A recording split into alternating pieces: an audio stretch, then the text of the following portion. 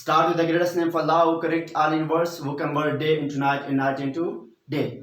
Today I will discuss about three kingdom of classification. इसके kingdom of classification की बात करेंगे कि three kingdoms of classification हमारे पास क्या है। गौर से देखिए, three का मीनिंग क्या है हमारे पास, तीन। kingdoms का मीनिंग क्या है, ग्रुप। क्या चीज, ग्रुप। एंड क्लासिफिकेशन का मीनिंग क्या है, दर्जाबंदी। तो आज हम इसके बारे में बात करेंगे कि हमारे पास थ्री किंगडम्स क्लासिफिकेशन कैसे आया। ओके, सबसे पहले आपको वही जो हमने पहले डिस्कस किया था किसके बारे में, टू किंगडम ऑफ क्लासिफिकेशन। तो टू किंगडम ऑफ क्लासिफिकेशन में हमारे पास एक साइंटिस्ट था जिसका नाम था एरिस्टोटल। क्या नाम था, एरिस्टोटल। उसने हमें दो कंसेप्ट दिए थे ऑर्गेनिज्म को, कितने ग्रुप में रखा था, दो ग्रुपों में। और से देखिए, एक था हमारे पास प्लांट, दूसरा हमारे पास क्या था, एनिमल। दो ग्रुप में, कितने, दो ग्रुप में, प्लांटिया और एनिमलिया दोनों था। लेकिन अब यहाँ पे दोनों का मतलब क्या है, प्लांट और एनिमल। क्या चीज, प्लांट और एनिमल। और से देखिए, तो इसने क्या किया था, इसमें जो ऑर्गेनिज्म थे उनको प्लांट या जो प्लांट के साथ ताल्लुक रखते थे उसको अलग रखी, और जो एनिमल के साथ रहते उसको अलग रखी। मिसाल, और एनिमल्स और प्लांट्स को अलग अलग। इस तरह देखो, इसमें क्या क्या रखे थे उसने, बैक्टीरिया को रखा था, किसको, प्लांट को, बैक्टीरिया को। इस तरह यूग्लिना को रखा था, पंजाई को रखा था, पंजाई को। और यहाँ पे हमारे पास एनिमल्स को किसने रखी थी, हमारे पास एरिस्टोटल ने। किसने, एरिस्टोटल ने। लेकिन देखो, उसने किस बुनियाद पर रखी थी, इस बुनियाद पर रखी थी कि जिस ऑर्गेनिज्म के अंदर जो खसूसियात पाए जाते हैं उनके ग्रुप में रखना। क्या कहना, उतना।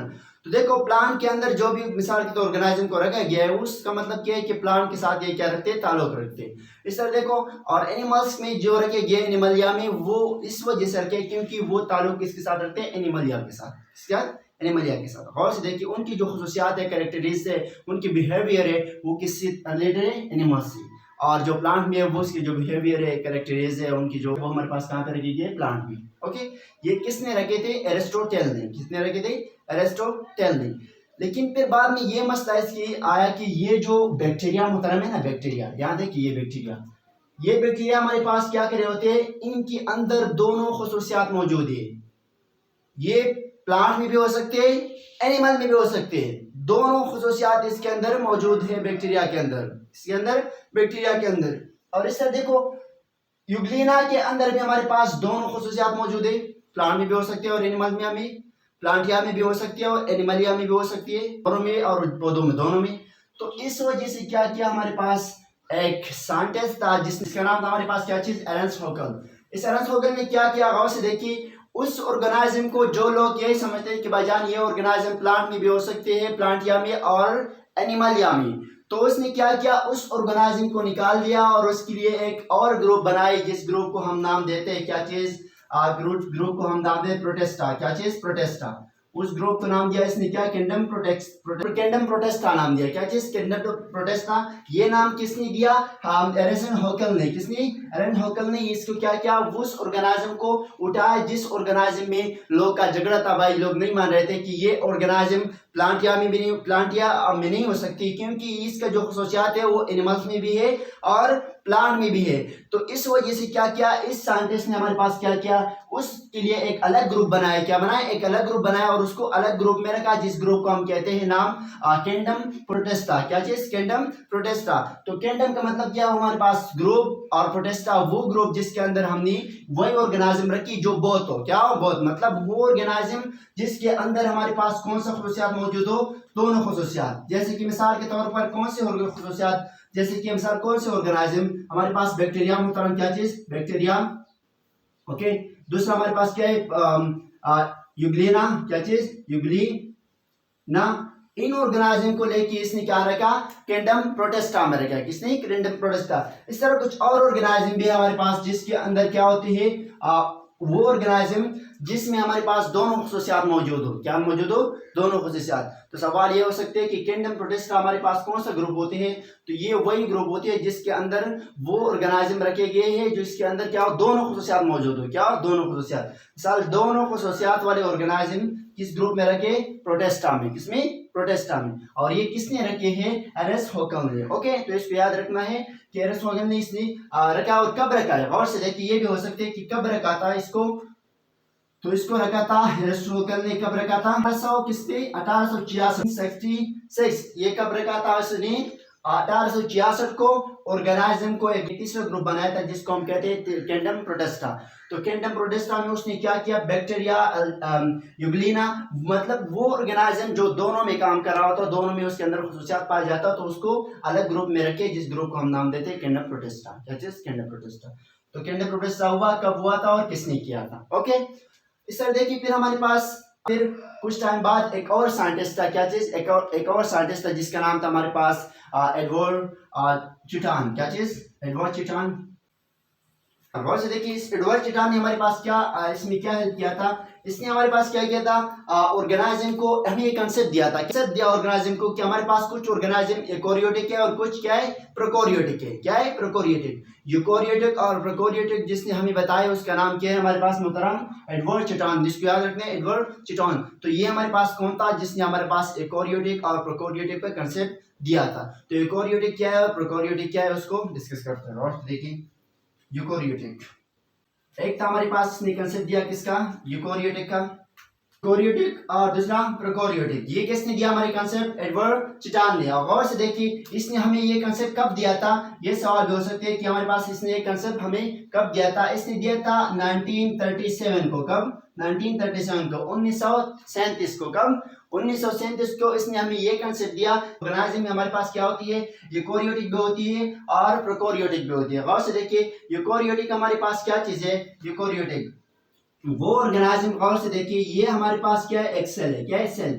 और इसके ये क्या है, सेल वाल है, सेल मेम्ब्रेन है। क्या है, सेल मेम्ब्रेन या सेल वाल। अगर प्लांट का सेल है तो सेल वाल, अगर एनिमल्स का सेल है तो सेल मेम्ब्रेन, लेकिन हमारे पास चल एनिमल्स का सेल है। गौर से देखिए तो ये हमारे पास इसका क्या है, सेल मेम्ब्रेन है। क्या है, सेल मेम्ब्रेन है। ओके, और इसके बीच में हमारे पास एक और होती है जिसको हम कहते हैं न्यूक्लियस। क्या चीज, न्यूक्लियस। तो यूकेरियोटिक हर वो ऑर्गेनाइज्म को कहते हैं जिसके पास हमारे पास क्या हो, ये न्यूक्लियस हो। क्या हो, न्यूक्लियस। तो जिस ऑर्गेनाइज्म के पास न्यूक्लियस हो तो उनको उसने क्या नाम दिया, यूकेरियोटिक दिया। क्या चीज, यूकेरियोटिक। यूकेरियोटिक हमारे पास क्या हुआ, वो ऑर्गेनाइज्म जिसके पास हमारे पास क्या हो, न्यूक्लियस हो। लेकिन दूसरा हमारे पास क्या है, ये प्रोकैरियोटिक है। क्या है, प्रोकैरियोटिक। प्रोकैरियोटिक ऑर्गेनाइज्म में पाए जाते हैं सब। देखिए गौर से देखिए कैटलीन एक साइड में पाए जाते हैं। तो ये हमारे पास दूसरा ऑर्गेनाइज किसका हुआ, यूकेरियोटिक का, प्रोकैरियोटिक का। प्रोकैरियोटिक का मतलब क्या है, जिसके अंदर हमारे पास क्या एब्सेंट हो, न्यूक्लियस एब्सेंट हो। क्या हो, न्यूक्लियस, नो न्यूक्लियस, जिसके अंदर हमारे पास क्या ना हो, न्यूक्लियस ना हो, तो उसको हम क्या नाम देते हैं, प्रोकैरियोटिक। और जिसके अंदर हमारे पास प्रेजेंट हो क्या चीज, न्यूक्लियस। तो हमारे वो ऑर्गेनाइज्म जिसके अंदर हमारे पास क्या हो, न्यूक्लियस हो, तो उसको हम क्या नाम देते हैं, यूकेरियोटिक। और वो ऑर्गेनाइज्म जिसके अंदर हमारे, जिसके सेल के अंदर हमारे पास क्या ना हो, न्यूक्लियस ना हो, तो उसको हम क्या कहते हैं, प्रोकैरियोटिक। तो प्रोकैरियोटिक वो ऑर्गेनाइज्म है जिसके पास हमारे पास क्या ना हो, सेल ना हो, सेल में न्यूक्लियस ना हो, और जिसके सेल में न्यूक्लियस हो तो उसको हम क्या नाम देते हैं, यूकेरियोटिक देते हैं। जैसे कि मिसाल के तौर पर आप यही सोचोगे कि भाई यार ये कौन हो सकता है जिसके अंदर हमारे पास सेल न्यूक्लियस, उसकी जो सेल है उसमें हमारे पास न्यूक्लियस नहीं होंगी। तो ये हमारे पास है मुहतरम बैक्टीरिया। क्या चीज, बैक्टीरिया। बैक्टीरिया हमारे पास क्या है, यूनिसेलुलर ऑर्गेनाइज्म है। और इस तरह देखो इसके सेल्स में क्या हमारे पास क्या नहीं होती है, न्यूक्लियस नहीं होती। इस तरह देखो हमारे पास क्या होती है, दूसरा प्रोकैरियोटिक हमारे पास क्या है, यूकेरियोटिक। जैसे कि हमारे पास इंसान है। क्या है, इंसान। इंसान है, इंसान के सेल खुलिया हमारे पास ट्रिलियन बिलियन खुलिया है हमारे जिस्म में।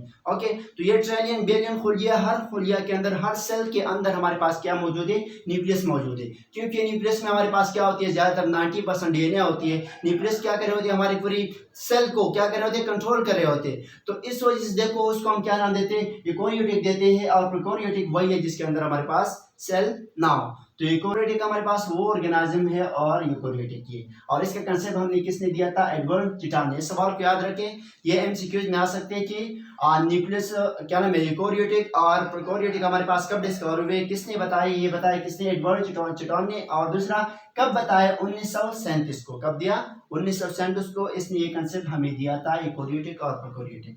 ओके, यहाँ तक हो गया सर। देखो फिर मजीद बात आगे जा रही थी, एक और साइंटिस्ट था हमारे पास, यहाँ तक हो गया शायद।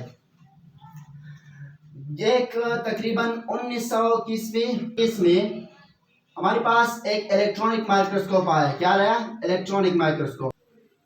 देखो जब 1930 में हमारे पास इलेक्ट्रॉनिक माइक्रोस्कोप आया, गौर से देखिए तो इलेक्ट्रॉनिक माइक्रोस्कोप का मतलब क्या है, माइक्रो का मीनिंग क्या है, द माइक्रो का मतलब क्या है, छोटे छोटे जो स्मॉलेस्ट यूनिट होती है उनको क्या करना, कि देखना। तो माइक्रोस्कोप हम किस लिए इस्तेमाल करते हैं, छोटी चीजों को, हुई चीजों को जो हम अपने आंखों से नहीं देख सकते तो उसको हम किसकी मदद से देखते हैं, माइक्रोस्कोप की मदद से देखते हैं। गौर से देखिए तो 1930 में हमारे पास इलेक्ट्रॉनिक माइक्रोस्कोप आया, गौर से देखिए तो उसमें पे क्या, इलेक्ट्रॉनिक माइक्रोस्कोप के जरिए हमने क्या किया, ऑर्गेनाइज्म को दो पैटर्न में, मिसाल दो हिस्सों में किया। गौर से देखिए एक था हमारे पास क्या बना, यहाँ देखिए गौर से देखिए, याद रखने, एक था हमारे पास लोअर प्रोटेस्टा देखिए, और दूसरा हमारे पास क्या था, हाई प्रोटेस्ट। क्या से देखिए तो इसमें हमने ऑर्गेनाइजिंग को दो में तकसीम की। नंबर वन हमारे पास क्या है, हाई, दूसरा हमारे पास क्या है, लो। तो लोअर और हाई प्रोटेस्ट में हमने ऑर्गेनाइजिंग को क्या किया, रख दिया। देखो हमारे पास हाई में क्या है और लोअर में क्या है, इसको देखने। देखो हाई में हमारे पास है, लोअर में की क्या चीज, प्रोकैरियोटिक, और इसमें हमने क्या रखा, गौर से देखिए हाई में हमने रखा यूकोरियोटिक, क्या चीज को रखा, और से देखिए इस तरह फिर हमने इस जो लोअर प्रोटेस्टा में हमने किसने क्या रखा, हमने वो रखा क्या बोला, यूनिसेलुलर, क्या चीज। और यहाँ पे हमने रखी क्या चीज, बोथ का मतलब क्या है, यूनिसेलुलर और मल्टीसेलुलर, हमारे पास दोनों यूनिसेलुलर हमने इसमें दोनों रखी। और से देखिए और इस तरह देखिए हमारे पास इसमें हमने क्या क्या को रखा, बैक्टीरिया को, किसको, बैक्टीरिया को, और दूसरा हमारे पास सब बैक्टीरिया को, किसको, सब बैक्टीरिया। यहाँ पे हमने रखी क्योंकि ये हमारे पास क्या है, लोअर प्रोटेस्टा। लोअर प्रोटेस्टा मतलब क्या है कि लोज, जिसके अंदर हमारे पास क्या ना हो, प्रोकैरियोटिक हो, जिसके अंदर हमारे पास सेल के अंदर क्या ना हो, न्यूक्लियस ना हो, और यूनिसेलुलर ऑर्गेनिज्म है, और दूसरा हमारे पास बैक्टीरिया, सब बैक्टीरिया, ये सब हमारे पास क्या है, लोअर प्रोटेस्टा है। और हमने इसमें कहाँ पे रखा, लोअर प्रोटेस्ट में रखा। तो इस वजह से रखा क्योंकि हम इसकी क्या है, ये अलग ग्रुप है और ये अलग, ये दोनों अलग एनिमल ऑर्गेनिज्म है और ये अलग। और से देखिए तो यहाँ पे हमने फिर दोबारा क्या रखा, बहुत रखा, यूनिसेलुलर और मल्टीसेलुलर दोनों।